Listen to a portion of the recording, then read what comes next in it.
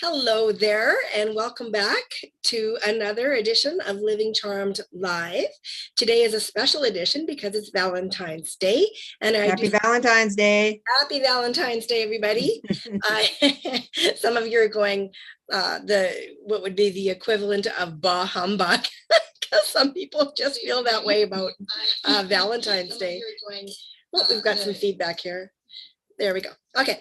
So anyways, so we're going to do a special, I couldn't resist, right? It falls under the pillar of relationship rich. And so on Saturdays, I usually do relationship rich, but so I might do something different on Saturday, or maybe just skip that show because I've got, I think relationship rich or relationships are on Friday already too. So this is our second show this week, by the way. So so just for those of you that do not know, my name is Shar. I am the Shar in Living Charmed, life and relationship reset coaching and esteem alignment. And this is Master Val and my co-host. Hello. Hello. So today we're doing Valentine's Day, right? So before we get started, I thought I'd ask Val a couple of questions, and that is, what does Valentine's Day mean to you, Val? Valentine's Day to me doesn't mean it's just for couples. I believe if you are in a relationship and you do have that, that's awesome. It's great. That romance is awesome. It rekindles the relationship, all of that. But I do believe that Valentine's Day to me is for family and friends, and to tell them that you love them, and that you're thinking of them, and that's what Valentine's Day is to me. I don't That's good. I mean, short and sweet. Yeah. It is what it is. That's great. I feel much the same way. I'm not big on, I don't really need a lot of romance in my life. It's just not one of my deal breakers. It's all good for me, right? Romance is like whatever. So it's nice. Every girl likes that. No, most girls are gonna like, nobody's gonna go, oh my God, you got me flowers? What the hell? Nobody's gonna do that, right? Yeah. So I mean, it's nice, but it's also not a necessity. And for me, for some women, it might be a necessity. It's one of their wants, and we're gonna talk about that later. Do you have any special memory and a special Valentine's Day that stands out to you, or a bad one that you can laugh at now? Well, I did, when I first was dating, online dating, I guess. Okay. I did go out with a guy off of a site, and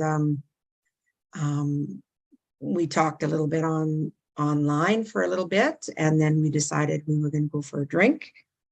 And so of course I was excited, because I think it was the first couple of times that I had even started dating after my divorce. So it was kind of exciting. So self-esteem wise, what's that? Back when it was exciting. Yeah. It's okay now. So I met him at a lounge for a drink, and I waited for him, and he came around the corner, and I didn't know if it was him, because he certainly didn't look like the picture that he was on there. So I thought, and he just kept coming closer and closer, and he was staggering as well. So he'd had a couple before he even came to the lounge. So so I just kind of squirmed a bit, and I thought, okay, he can sit down. We introduced each other, and and I kind of just said to him, I'm curious to know, why wouldn't you have told me that, the picture that you have is not exactly, because eventually we would have met, and it would have been. And he's, well, my personality. Yes, absolutely. Yeah. But my personality, I thought maybe would overdo what my looks are. And I'm like, that's what he said to you? Yes. And I'm like, okay. And he was very, very intoxicated. So, these were slurring words. They weren't just normal words, right? So that means he had to work up the nerve. Yeah, maybe that's could be what it is too. And I did feel bad for him. But at the same time, I was a little scared, I guess, maybe, because it was one of my first ones that I had gone on a date, like to go and meet someone. Yeah. And all of a sudden I look and he's he's he's got a little booger hanging out of his nose. So yeah, and I'm just looking and I'm thinking, okay, is that maybe hair or is that something else? But no, it absolutely was a booger. And he didn't know it was there, but I certainly knew it was there. And I kept looking at it because you know how You that is, can't right? unsee You it. look at it and you fixated, right? And I think he thought I was just, I don't know what he thought because I wasn't looking at him. And then I'd look away because it was not very good. Yeah. So yeah, so I think we were there for like a half an hour. And I just said, I said, I've got to go. I said, it was nice meeting you or whatever. And he wanted to see me again. And I said, well, well, you know that I'm online. And I didn't want to hurt his feelings, but it never did happen again. And I think after that, I think I had gone off online for a while because I just couldn't, I thought at that time, I thought, you know what, is this what's out there? Yeah. Like, that's the first thing I thought, is this what's out there now? So it really quite gave me a bad taste in my mouth. And after that, after about 6 months, I went back online, and there has been a few that have been very nice. I've met a couple. I still friends to this day with some of them. Just no chemistry. There's just been no chemistry. Yeah, and that has to be, to me, that's important. And you've got to have that connection, you've got to have that compatibility, you've got to have that communication. And if it's not there, that's not going to work. So that's why online dating's hard, because it's really hard until you're in the realm of like the same room with somebody, because that's when if there's chemistry or not, right? Because you can be attracted to somebody, but the chemistry is not there when you are actually exactly. It's just not there. You know the difference. It's just kind of funny the way it works. So yeah, I mean, it's nice. Traditional dating's great, and online's nice to widen your horizons, but it opens up a whole can of other things too, right? Yeah, absolutely. No, it's but yeah, still out there doing my thing. But it's and I do believe too that the dating life now is a little different now. It's very easy nowadays you have the internet, you can go online, it's very easy, just a whole so but I'm still looking, and it only takes one person to come along, and I'm not giving up hope. So exactly that's exactly it, right? It's a bit of a numbers game in a way sometimes too, because especially as you get older, because you're more particular, and plus, I mean, sometimes the pickings are less, because absolutely, but not zero like it was years ago, right? So there's that, right? Because and you know what, and for me, nothing really nothing really special jumps out at me for Valentine's Day. And as far as a funny story, other than getting dumped once on Valentine's Day, that's pretty bad.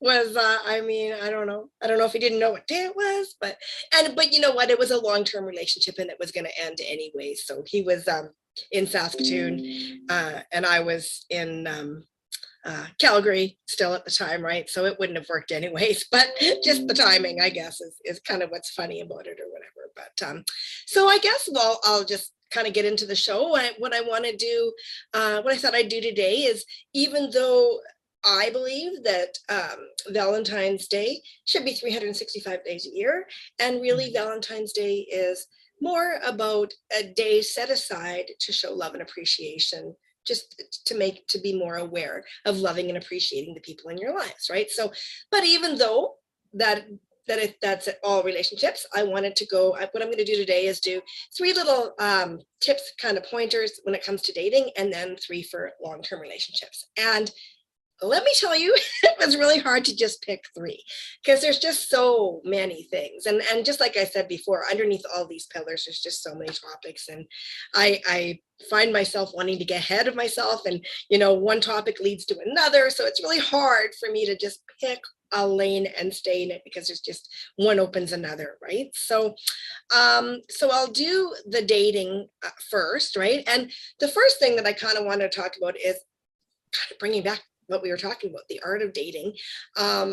So what has happened, it's something that I've noticed has happened for the most part, is people tend to go on one or two dates, and then they kind of, there's um, um, an exclusivity that happens sooner than it probably should, right? There's like the other person, you just kind of keep pursuing it instead of going on multiple dates. Like if you think back to happy dates, right? Like it's like, I'm going out with Richie, I'm going out with blah blah blah, and then they go steady, right? After they find one that they really like, out of dating a bunch of different girls, going to movies, doing this, doing that, right? So what happens, you go on a date or two with somebody, they ask you for a second date, and if you have a date with somebody else, you don't say, I've got a date with somebody else. You say, oh, I'm busy or whatever, right? Like, but there's nothing wrong with going on a date with somebody else, because it's good to check out the other options. You want to do that. When you go to buy a car or a house, you don't just drive one car or look at one house. You look at many of them because you've got a lot of things that you want to tick off your list. It's gotta fit you. It's the same with dating, because you're actually picking this is to pick a partner that you're going to be with, and life comes at us many different ways. So you want to make sure they've got a lot of your wants, right? What you want. The goal is getting to know the other person and making sure that they are a right fit for you. There's, Val and I were talking a little bit before this, and, there's a big rush, and there's the obvious, people want to get intimate really fast these days. And, I actually even had a conversation with somebody else today, and she was called old fashioned. Well, my answer to that is thank you. Yeah. You know what? Why wouldn't I want to wait? I'm waiting. You should want to too. Like, it's just why especially when we're in our 30s, 40s, and 50s, we're adults, so we should know that, right? Why would we just jump to there's an object to this. There's a goal to dating, right? So, and then that brings me to my second point is it's an interview. It really is an interview, and not you being interviewed, because as long as you check yourself before you go, make sure you're authentic. This means that hopefully your esteem is aligned, which is what I do, right? Hopefully you're in a good place before you start dating, and you really should want to be there, right? Because then if you value yourself, you're not going to be too worried about what kind of an impression you're making, and blah blah blah, and putting on any kind of extra whatever, right? Yes, you're going to dress up. Yes, you're going to show the best parts of yourself. We all do that, right? But really the focus needs to be on what you want, what you're looking for.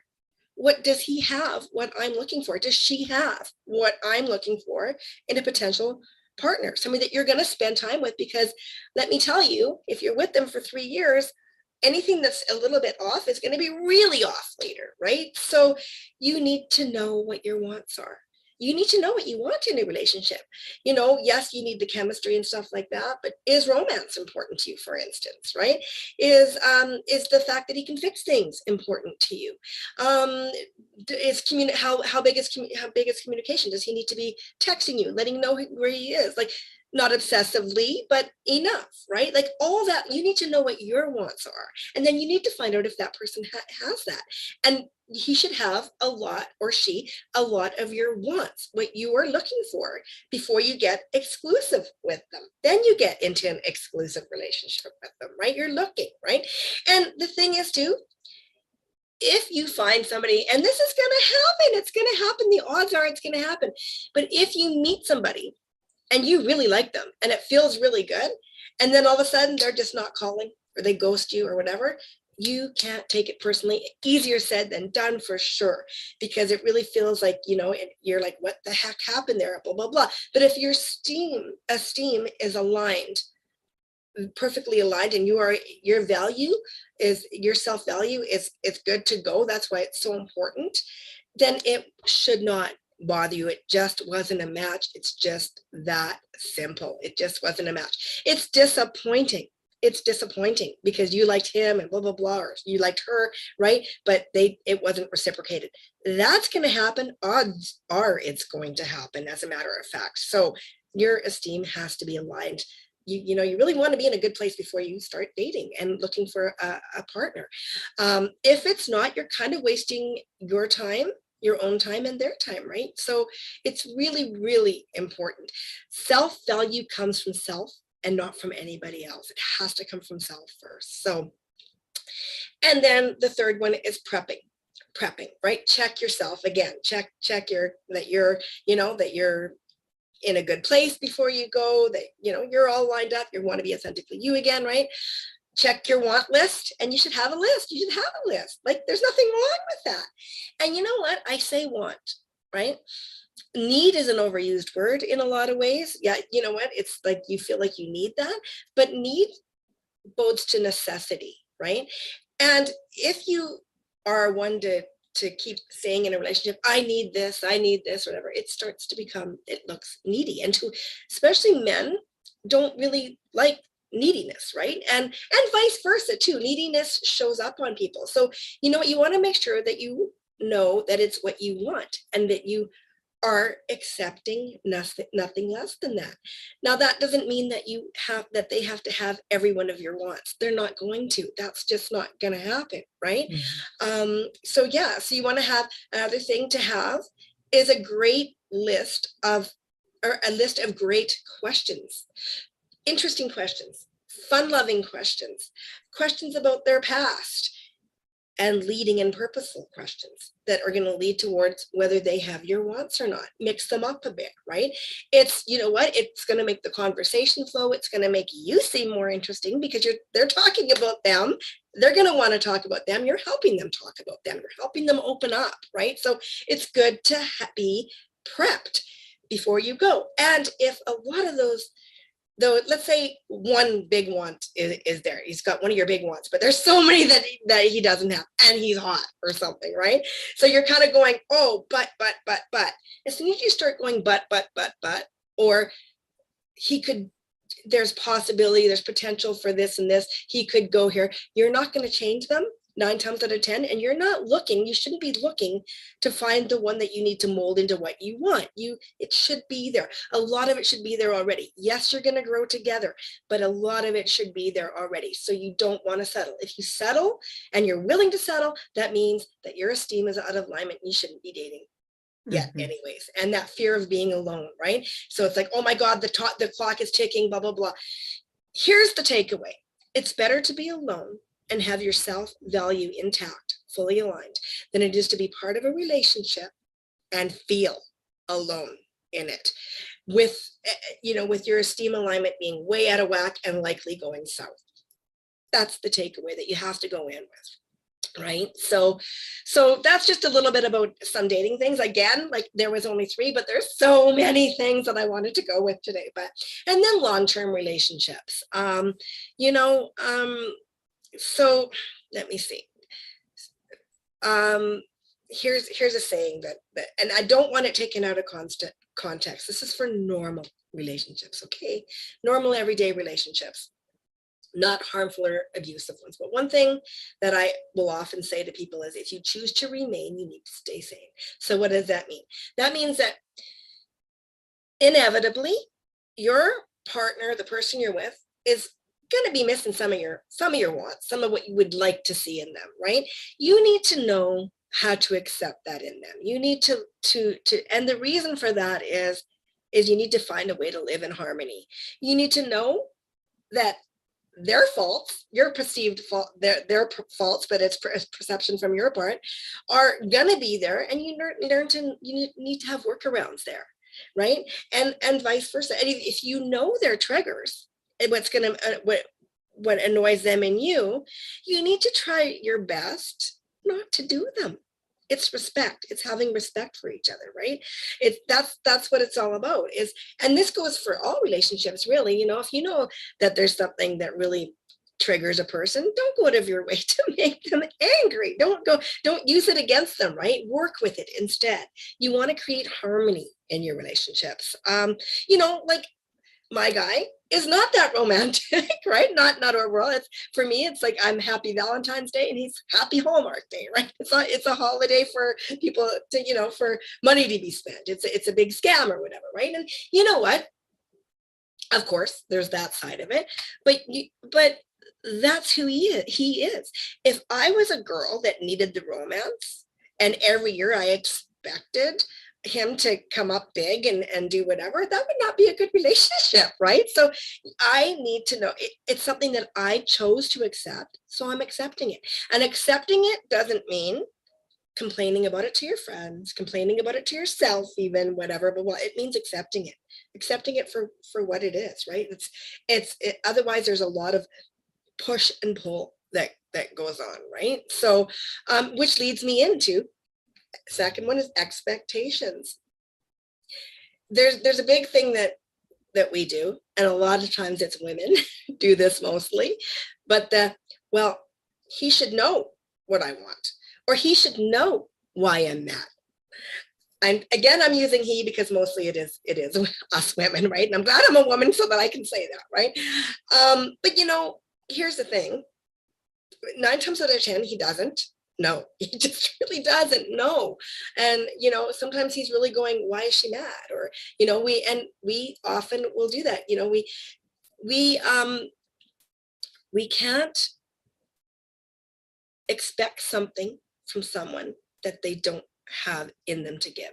So know who your partner is, and know if they don't have it, don't be always looking to try to get that out of them, right? You have to know, and respect and understand each other. And if it's something that you want, you can maybe get it from a friendship or not another man. No, it's not cheating, but not like that. But I mean, you should get it from other people in your life if that person, if it's something that you feel is really missing in your life, right? You can fill that void somewhere else.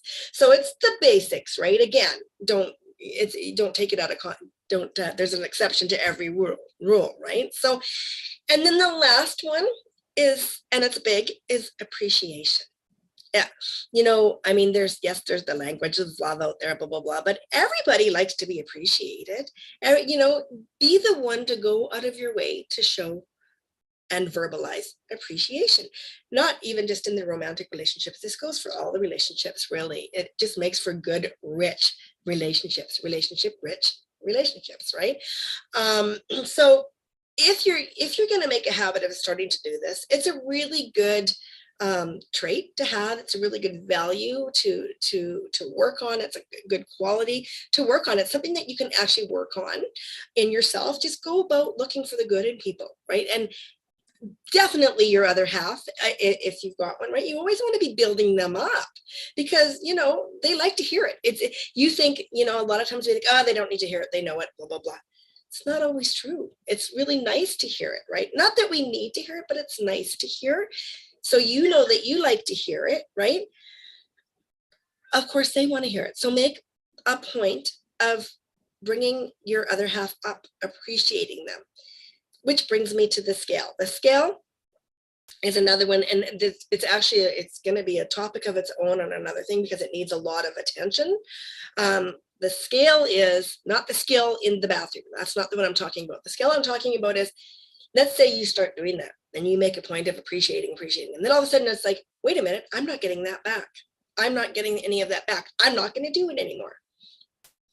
No, you have to check your motive. If you're going to do it, just do it. Do it for you. When you are valuing somebody else and bringing somebody up in value, you're bringing yourself up in value as well. It's creating value within yourself. You've got to do it just for the sake of doing it, and don't look for the return on that, right? Keeping a running tab of what you're doing, that doesn't belong in relationships. Really, it doesn't. I mean, now, again, exception to the rule. If it's 80-1, right, then you know that you're probably not in such a great relationship because you're being taken advantage of in a certain way. That's not what this is about, right? The scale is, don't be looking for in return. When you do something nice for somebody, you don't have to look for it in return. Just do it to be nice. Just do it and then forget about it, right? You don't need to run a tab with people. And so when you go to ask for a favor and they say no, you're like, well, wait a minute. I did this and this and this and this, and you can't even do this for me. And the other person's going, what the heck just happened, right? Because they're not keeping a running tab. They don't even know what you're talking about. And sometimes a person doesn't even share that. You just get mad at them for saying no to you for something because you think that you're owed something. That's not how it is. It's not how it should be. Not if you want to have rich relationships. So it's just really, you know what? It's just a great, when you have relationships that are rich in your life, it adds value all the way around. And again, this is always going to start with yourself first. You want to, all these things I talked about today, you want to make sure that you're doing for yourself as well, right? Being able to appreciate other people is a very attractive and confident quality too. So it just never hurts. There's never anything wrong with showing appreciation to somebody else and valuing them, sending them the odd compliment. That never hurts anybody. So Val, do you have any feedback on any of that today? I think the big thing with relationships is communication. I think that's a big thing.